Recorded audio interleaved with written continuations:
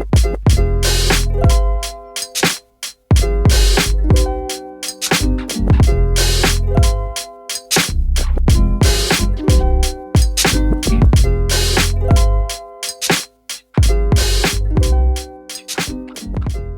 guys, it's Karl. So happy 2024, kicking off the new year always with a new desk setup vid. I find it just helps start a clean slate. So whatever you do behind a computer, hopefully this gives you some inspiration. And if you're new to the channel, I've been in this spot now, like my filming studio, for close to like 4 years. I'm currently in the process of building a new house. I'll show some B-roll. Lots of delays. I was planning to be there at the beginning of this year. That won't now happen till probably mid 2024. So still in the current studio spot. This is the clean desk slate, and let's get into all the items. So first off, the desk. This needs no introduction. I've had it for 4 years. It's actually a hack. It's a dining table from a company called Rove Concepts. Typically makes like furniture a bit higher end compared to IKEA, but I love the overall space. It fits the theme. If you can kind of see the aesthetic of my studio here, it's very like white, minimal with like light wood. So that's like the light oak finish. It has these really funky legs. Like I said, it's a dining table, probably too large for most people, but seeing the stuff that I do in the content space, I always have tech gadgets surrounding the table. So I love the extra, I'll say, real estate for the size. If you're looking for something a bit more budget, the classic YouTuber hack, it's the 2 IKEA Alex drawers with the kitchen countertop over top. I've had that here in this space. I still have it in my studio. You have the benefit of having the Alex drawers for actual storage. Both are awesome. Once again, the IKEA stuff is just a bit more budget friendly. To the actual desk gut, so I'm actually working with a company that makes these specific accessories. This is from Bololo. They're based out of Germany in Cologne. They make some really great desk accessories called the desk setup cockpits, and they really tailor towards what you need for your setup. And they come in these beautiful finishes of wood, either walnut or what I have, like the light oak finish, which once again fits into my theme. I've got their main monitor riser, and you can see it's quite modular, as underneath they have different bolt sections which you can add on specifics for kind of, like I said, what you need. I also have their laptop sleeve or laptop holder. In there I slot in my 14-inch MacBook Pro M3 Max, which I'll talk about in a second. I also have their speaker risers, or technically monitor risers. That's what these speakers are called. They're the Yamaha HS7s, which is probably the oldest part of my setup. I've had them for close to 10 years. Mostly aesthetic, since I typically rock my AirPods Max, but I feel like it fits the overall white theme of the vid slash desk setup, so they look great if I do want to rock them. And also just this handy little pen holder to keep some of my extra peripherals. Like I said, Bololo makes some really great stuff, very modular, and you can pick out specific things for what fits your needs. I know they have all these little attachments that kind of go on this main desk riser, but you can kind of mix and match to your will. Some solid, really good looking stuff, and it really ties in the entire theme. And I love the finish of this nice wood. It's a premium, it looks good, and I'm a firm believer if your workspace looks good, I think productivity kind of tends to follow you, set yourself up for success. So like I mentioned, the main guts, the M3 MacBook Pro, the 14-inch M3 Max. My hot take on it, it's my first time switching to a 14-inch form factor in a couple years. I used to have like the M2 Max MacBook Pro that was 16-inch, same thing with my M1. I love the 14-inch form factor since, you know, I travel a lot. It's easier for me to carry around on a plane, in my backpack, but sometimes I miss the screen real estate, but that's why I have this big guy right here. So this is my Pro Display XDR. In my desk setup, I was really pushing hard to just have the one cable solution because my cable management typically is hot garbage. And for the B-roll of this video, I probably have this kind of turned around just to show off. Typically it is facing me though, and I am facing towards my studio, so just kind of keep that in mind. The Pro Display XDR is absolutely gorgeous. It performs beautifully as it should. Would I recommend it to most people? Probably not. It is so expensive. Apple also makes their studio displays. You know, this piece of aluminum here for the stand is like $1,000 on its own. It's overkill. I'm just lucky that Apple sent it. Hence, I'm using it. It's beautiful. I feel like it's a piece of art with all this milled aluminum on the back. I will probably never let it go. But like I said, not worth the money for what you're paying. What I do love though, like I mentioned, is that cable management. Only one power cable that runs off of the floor, USB-C from the MacBook Pro to the back of the screen, and some of the extra peripherals to charge, say, my smartphone, or even say this little new ring, which I have. I'll talk about that in a second.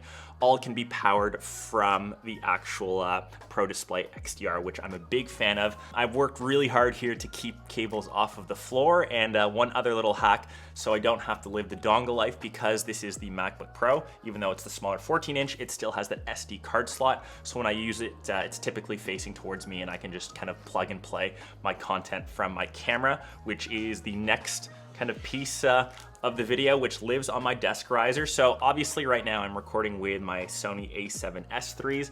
I have 3 of those in the studio, but for some more portrait shots, I am trying to carry this around with me all the time. I just made like my daily EDC video for 2024.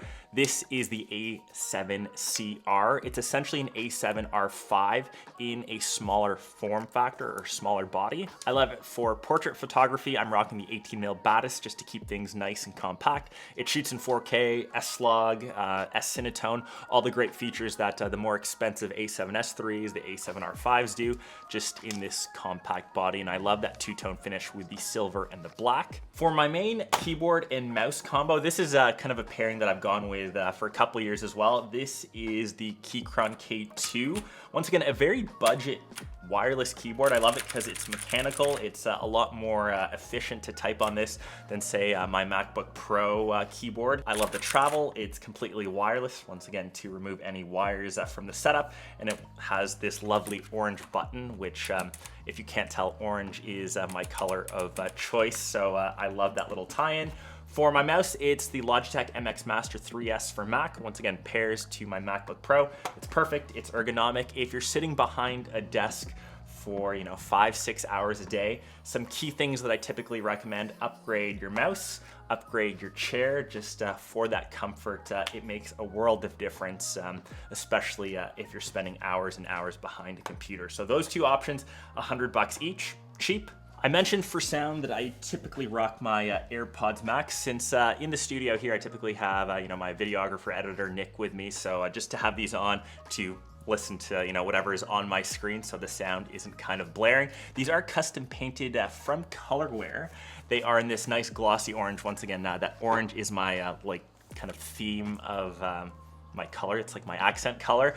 And I think Apple should be releasing their new AirPods Max sometime this year. So if you are planning on buying them, I would say hold off. They'll probably upgrade the port to USB-C. Over on here, I do have my gaming controller. So I got this sweet little wood thing from Xbox. They sent it over with my gamer tag. So I typically have a controller in my super limited time. I know that Macs aren't made for gaming, but you can pair an Xbox controller to it. There are some half decent games on Apple Arcade. They aren't AAA titles, but as an example, you can play Baldur's Gate 3 now on Mac, which I think is pretty impressive, but it still has some work to do to match a PC. Obviously, it's nowhere near what Steam has, or the games that you can play on PC. Like, I wish I could play Hogwarts Legacy. I wish I could play Call of Duty, but still limited, getting better. Apple needs some work in gaming, but it's making some decent strides. So next, the only other 2 plugins on this desk setup. The first one is just for my phone. So this is from Nomad. It's like their smart charging stand. I typically am on my 15 Pro Max as like my daily driver or my daily device. I think this is great. It's made out of black aluminum. It's nice and hefty. It has that, once again, premium feel to it. And typically my iPhone is my second screen. So when I kind of turn the phone sideways, it goes into that night mode or sleep mode, where you can see all the different notifications, or say like calendar, clock, or when I am kind of cheating, taking a bit of a break from working, I'm watching Premier League or some sort of like soccer highlights off to the side. The last plugin is this little ring charger. So at Christmas last year, I got this little smart ring from Ultrahuman. I typically don't wear smartwatches. I'm not like an Apple Watch user, so I wanted something to still track my sleep sleep mostly, and I guess like heart rate steps. These little smart rings, just similar to the Aura ring, has been kind of a game changer for me. It's great to monitor and track all the things. It comes in a couple different finishes, so I've got one in matte black as well as silver, and when I do need to charge it, I can just kind of slip it off my finger when I'm working, and within like an hour it's fully charged and I can continue wearing it. Great little smart activity tracker, and you don't have to rock a Apple Watch or a smartwatch, which in my opinion do look a bit ugly. I'm a fan of like mechanical watches, so that's why this has been super handy. And I would say the last component functionality wise of any desk setup, like I said, maybe one of the most important is the chair. This is kind of my Herman Miller M-Body. I've had this once again for almost 9 years, I think, and it is expensive. It was expensive, but when you are investing in a premium piece, especially something like a chair, you sit in this thing for like 7 to 8 hours. It affects like your overall like back health, how well you can move. I'm always a fan of spending the money like where it counts, where you actually need it. It's held up great. I'm bringing it to my new studio. It obviously probably needs a clean, but it's been a game changer. Like I used to sit in one of those cheap IKEA chairs, even like 10 years ago, when I was a lot younger of a guy. I could feel like lower back pain from sitting in that thing for like 2 hours. I highly recommend this. There are some cheaper options. I know like budget mid-level chairs have gotten a lot better, but this has held up the test of time. Probably needs a bit of a clean, but super important if you are sitting behind a desk.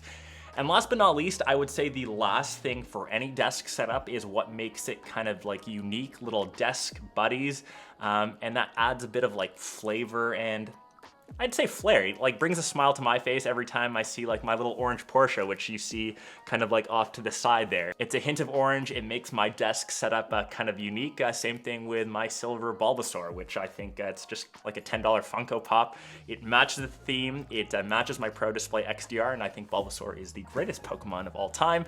Same thing with my Star Wars Lego off to the side. I'm a huge collector of Star Wars Lego, car Lego, which I have my Porsche Turbo on the side there, and that is pretty much my desk setup for 2024. Everything will be listed down below. I kind of went through everything pretty quickly, but in kind of high level terms, I keep my space minimal. If I can keep this space like clean in like working order, it makes my workflow, it makes my productivity a lot better. And it's a place where I am, proud to work in, where I enjoy sitting for a lot of the day. A lot of the stuff that you see behind the scenes in the studio or in the channel is spent here. And if I can keep my workspace aesthetically pleasing, I tend to be a happier person throughout the day. So hopefully this brought you some inspiration. Like I mentioned, everything will be listed down below. Definitely check out Bololo for their desk setup accessories. I think it really completes the look, and I can't wait to bring this